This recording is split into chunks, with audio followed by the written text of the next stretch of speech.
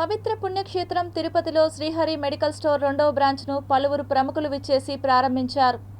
Tirupati AR bypass road ఎంఆర్పల్లి కూడలి సమీపంలో రెండవ శాఖ శ్రీహరి మెడికల్ స్టోర్ను అందుబాటులోకి తీసుకువచ్చారు.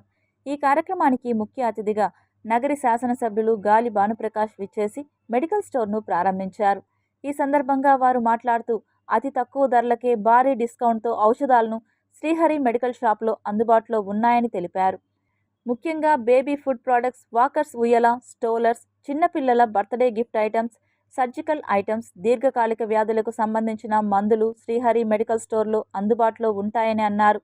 ఈ కార్యక్రమంలో స్టోర్ యాజమాన్యం అబ్బురా వంశీ, కొల్లూరు శ్రావణ్ కుమార్ రెడ్డి, వెంకటేశ్వర్ రెడ్డి తదితరులు పాల్గొన్నారు. శ్రీహరి మెడికల్స్ అనేది ఆల్రెడీ లీలామాల్ సెంటర్లో కూడా ఉంది. వాళ్ళు సెకండ్ బ్రాంచ్ ఇక్కడ స్టార్ట్ చేయడం జరిగింది. మూడో బ్రాంచ్ కూడా పొద్దుటూరులో ఇంకోటి స్టార్ట్ చేస్తున్నారు. మెడికల్ పరంగా ఫార్మసీస్ చాలా నీడ్ ఉంది తిరుపతిలో. దానికి అనుసంధానంగా రీటైల్ కానీ హోల్సేల్గా ఈ శ్రీహరి మెడికల్స్ ముందంజలో ఉంది. వాళ్ళు రెండో మెడికల్ షాప్ ఓపెన్ చేయడం, వాళ్ళు నన్ను పిలవడం, ప్రారంభించడం చాలా శుభపరిణామం. మా ఆశీస్సులు కానీ మా సపోర్ట్ కానీ ఖచ్చితంగా వాళ్ళకు ఉంటుంది.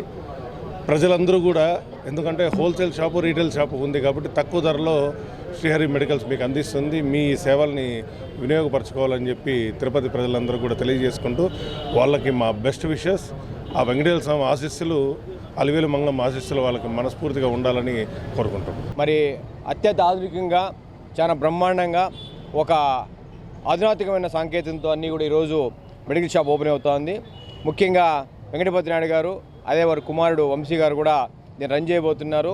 మరి ముఖ్యంగా రోజు ఆరోగ్యం పట్ల అందరూ కూడా అవగాహన అయ్యి ఈరోజు డోర్ డెలివరీ కానీ ఏ ఒక్క మెడిసిన్ కూడా డిస్కౌంట్ రూపంలో కూడా అప్డేట్ చేస్తూ అన్ని కంపెనీస్ ఔషధాలన్నీ కూడా ఈరోజు దొరుకుతూ ఉన్నాయి. స్థానిక తిరుపతి ప్రజానికంతా కూడా ఎయిర్ బైపాస్లోని శ్రీహరి మెడికల్స్లో కూడా అన్ని మెడికల్స్ దొరుకుతాయి కాబట్టి వారు తీసుకొని వారి యొక్క సేవలను కూడా కొనియాడాలని ఈరోజు కోరుకుంటూ, ముఖ్యంగా మేమంతా స్థానిక తెలుగుదేశం పార్టీ నాయకులు కూడా ఈ కార్యక్రమం హాజరయ్యి వారికి కూడా